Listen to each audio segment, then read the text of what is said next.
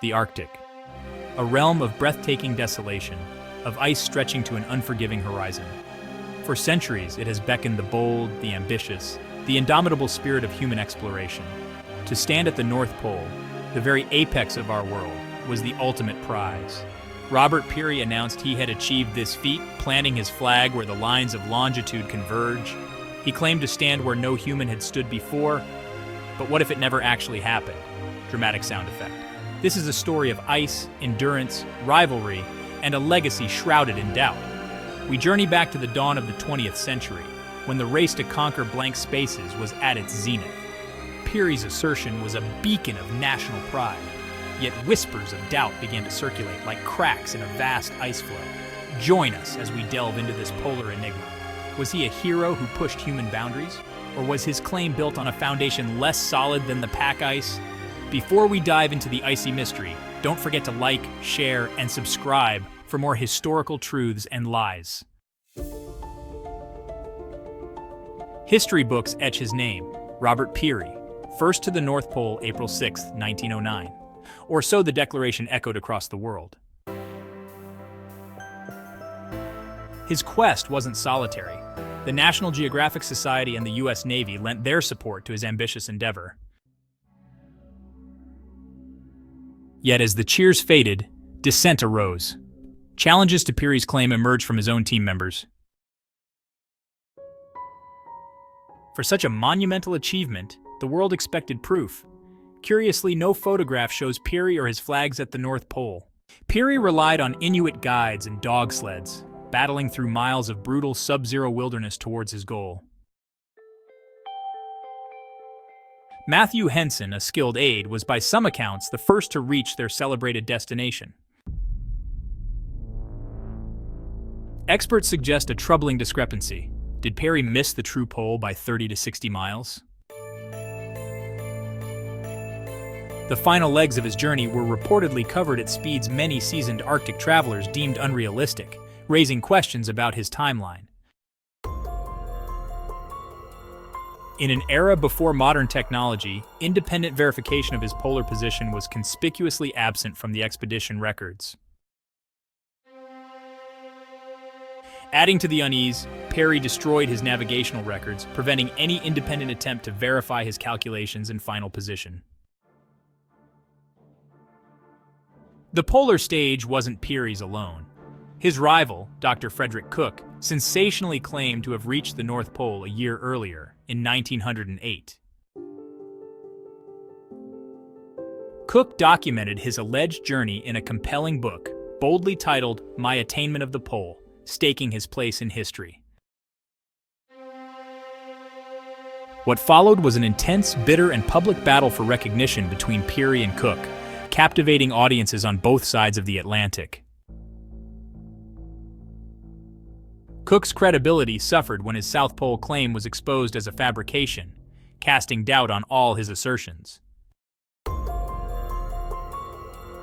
Despite Cook's tarnished reputation, Peary's narrative had troubling inconsistencies, too significant for critics to ignore.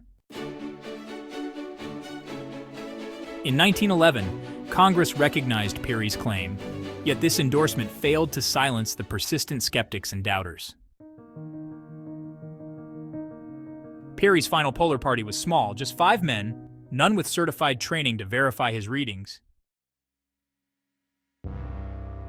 Peary relied on dead reckoning, prone to errors, especially across the shifting icescape of the high Arctic. He covered 133 nautical miles in 5 days. Such a feat, with tired dogs and heavy sleds, seemed impossible. The Royal Geographical Society in London showed reluctance to fully endorse Peary's extraordinary claim. Critics voiced a serious accusation that Peary's reports and logs might have been manipulated to fit his desired narrative. Modern analysis using GPS suggests his final camp was likely miles from the true North Pole. Josephine Peary published a biography of her husband, curiously omitting or smoothing over contradictions in his records. Some historians suggest Peary may have altered or fabricated crucial parts of his journal after the expedition concluded. The Smithsonian Institution, custodian of American history, has never officially authenticated Robert Peary's North Pole journey.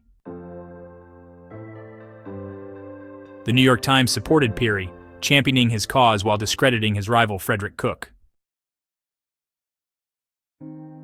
Matthew Henson, a skilled black explorer, was ignored by history for decades, his crucial contributions overshadowed and unacknowledged.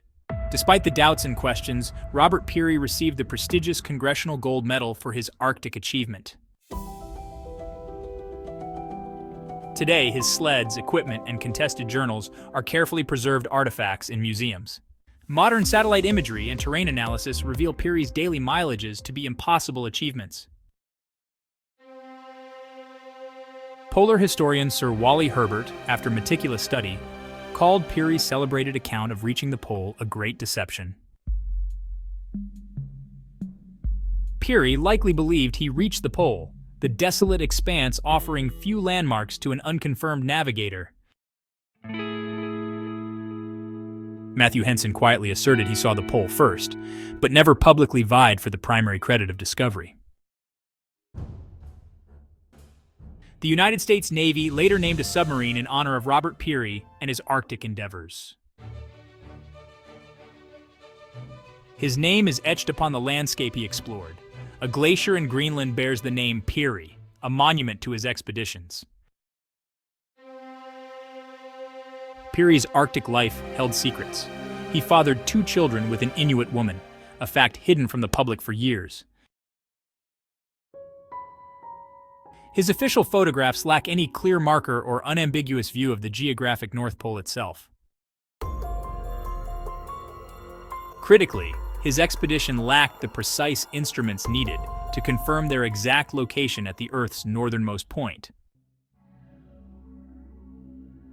The bitter dispute with Frederick Cook cast a dark shadow over Peary's legacy, intertwining his achievement with controversy. Investigations revealed Cook's photos were taken 500 miles south of the pole, undermining his claim.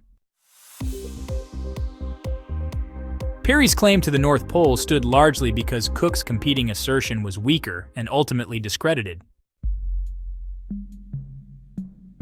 The truth of who first reached the North Pole remains a subject that continues to divide historians and polar enthusiasts today.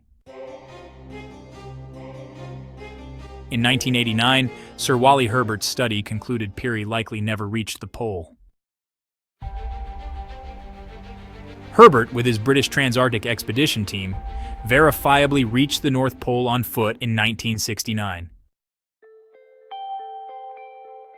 This debate, a blend of adventure and detective work, has inspired documentaries, articles, and books over decades of interest. Robert Peary and Frederick Cook carried their truths to their graves, leaving the mystery to posterity.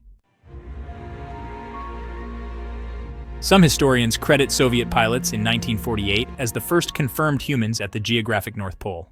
Despite the controversy and skeptics, Robert Peary's legacy as a polar exploration hero is still celebrated in his homeland. After years of obscurity, Matthew Henson was reinterred with honor next to Peary in Arlington National Cemetery. The ultimate question endures. Did Robert Peary truly reach the top of the world or fabricate history's greatest exploration lie? The story of Robert Peary and the North Pole is more than a tale of ice and ambition. It is a profound exploration of truth, legacy, and heroism. Did the immense pressure to succeed, the national pride vested in his expedition, and the rivalry with Cook lead a man to bend the truth or even to fabricate a triumph? Or was he a victim of his era's technology, genuinely believing he had reached a point that eluded him by mere miles? The silence of the Arctic ice holds its secrets tightly.